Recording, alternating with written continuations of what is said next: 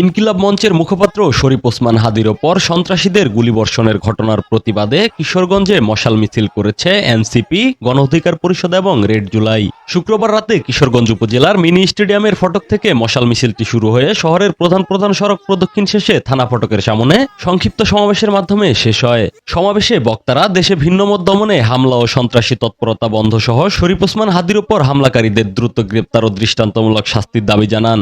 এখান থেকে আমাদের শিক্ষা নিতে হবে, আওয়ামী লীগের দোসররা যেন আগামীতে মাথা ছাড়া দিতে না পারে এই বাংলায়।